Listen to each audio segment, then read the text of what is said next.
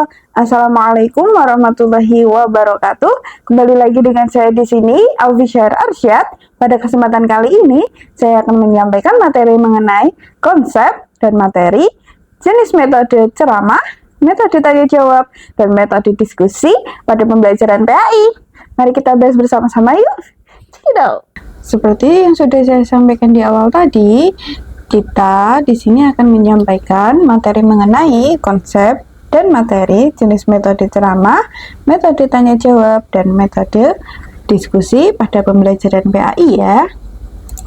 Tentu kita sudah tidak asing lagi ya dengan ketiga metode tersebut, karena sebagian besar pada pembelajaran di sekolah kita pasti menggunakan metode tersebut. Di sini saya sampaikan yaitu pembelajaran pendidikan agama Islam atau PAI merupakan bagian penting dalam membentuk karakter dan moral siswa. Dalam proses belajar mengajar, metode yang digunakan oleh pendidik sangatlah berperan penting dalam pencapaian tujuan pembelajaran.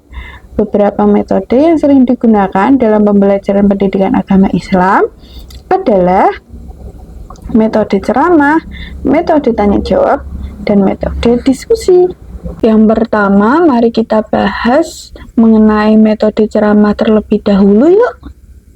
Nah, di sini ada pengertian dari metode ceramah, yaitu metode pengajaran di mana guru menyampaikan materi pembelajaran secara lisan kepada siswa. Dan di sini guru menjadi pusat pembelajaran, sementara siswa bertindak sebagai pendengar yang pasif.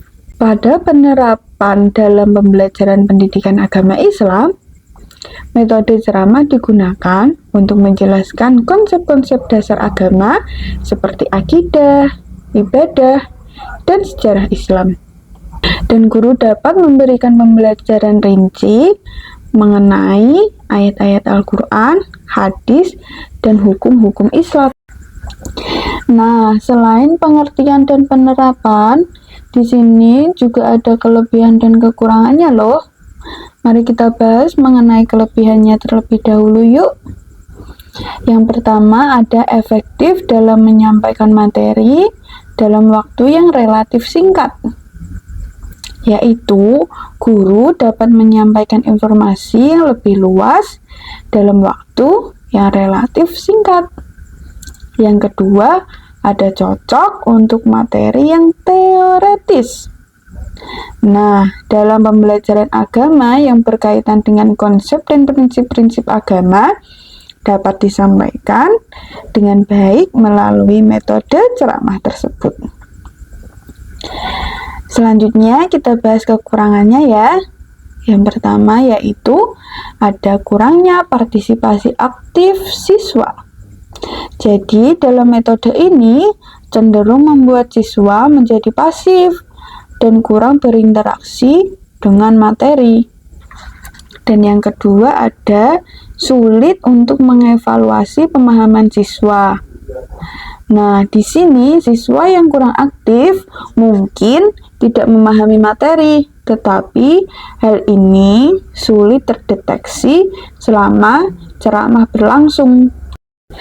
Nah, selanjutnya mari kita bahas mengenai metode tanya jawab yuk.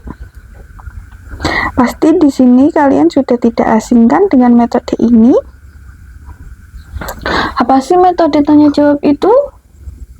Metode tanya jawab adalah metode pengajaran di mana guru mengajukan pertanyaan kepada siswa atau sebaliknya. Siswa mengajukan pertanyaan kepada guru. Metode ini memungkinkan interaksi dua arah antara siswa dan guru. Pada metode ini juga ada kelebihan dan kekurangannya. Kita bahas kelebihannya terlebih dahulu ya. Yang pertama ada melibatkan siswa secara aktif. Nah, di sini siswa didorong untuk berpikir kritis dan memahami materi lebih mendalam. Yang kedua ada mengevaluasi pemahaman secara langsung. Nah, di sini guru dapat segera mengetahui sejauh mana siswa memahami materi yang diajarkan. Selanjutnya, kita bahas kekurangannya. Yang pertama ada metode tanya jawab lebih memakan waktu. Pada proses tanya jawab memerlukan waktu yang lebih lama, terutama jika banyak siswa yang terlibat.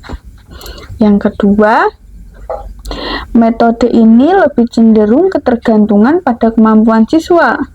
Jadi, jika siswa tidak aktif atau tidak mengerti materi, proses tanya jawab bisa terhenti atau memerlukan waktu yang lebih lama. Dan di sini pula ada penerapannya, yaitu penerapan dalam pembelajaran pendidikan agama Islam. Metode tanya jawab sangat cocok diterapkan dalam pembelajaran PAI untuk mengeksplorasi pemahaman siswa terhadap materi-materi agama. Dan guru dapat memulai dengan pertanyaan-pertanyaan yang mendorong siswa berpikir tentang nilai-nilai moral dalam ajaran agama Islam, seperti bagaimana mengaplikasikan agama seperti ajaran Al-Quran dalam kehidupan sehari-hari. Nah, yang ketiga atau yang terakhir yaitu ada metode diskusi. Metode diskusi adalah metode pengajaran di mana siswa berpartisipasi dalam pembicaraan kelompok untuk membahas suatu topik atau masalah yang telah ditentukan oleh guru. Guru bertindak sebagai fasilitator yang membimbing jalannya diskusi. Dan seperti yang lainnya, pada metode ini juga ada kelebihan dan kekurangannya. Kelebihannya yaitu mengembangkan kemampuan berpikir kritis pada siswa. Jadi di sini siswa didorong untuk menyampaikan pendapat, mendengar, dan merespon pandangan orang lain. Selanjutnya ada meningkatkan kerjasama antar siswa. Nah, melalui metode diskusi, siswa belajar bekerja dalam tim, menghargai pendapat orang lain, dan mencapai kesepakatan bersama. Nah, di sini juga ada kekurangannya ya. Kekurangannya yang pertama yaitu ada memerlukan pengelolaan waktu yang lebih baik. Pada metode diskusi ini, yang tidak terarah dapat memakan waktu dan tidak mencapai tujuan pembelajaran. Selanjutnya yaitu memungkinkan didominasi oleh siswa tertentu. Nah, mungkin beberapa siswa kemungkinan lebih aktif dan mendominasi diskusi, sementara siswa lain kurang berpartisipasi. Dan penerapannya dalam pendidikan agama Islam yaitu metode ini dapat digunakan untuk membahas masalah-masalah kontemporer dalam Islam, seperti bagaimana ajaran Islam diterapkan dalam kehidupan modern, isu-isu lingkungan, atau masalah sosial. Diskusi ini dapat membantu siswa mengaitkan ajaran agama Islam dengan realitas kehidupan sehari-hari. Nah, dari ketiga metode yang sudah saya sampaikan di awal tadi, di sini saya dapat menarik kesimpulan, yaitu metode ceramah, metode tanya jawab, dan metode diskusi memiliki peran penting dalam pembelajaran agama Islam. Penggunaan yang tepat dari ketiga metode ini dapat meningkatkan efektivitas pembelajaran dan membantu siswa lebih memahami serta mengaplikasikan ajaran Islam dalam kehidupan sehari-hari. Kombinasi dari ketiga metode ini sangat dianjurkan untuk mencapai hasil pembelajaran yang optimal. Misalnya, guru dapat memulai dengan metode ceramah untuk memberikan pemahaman awal.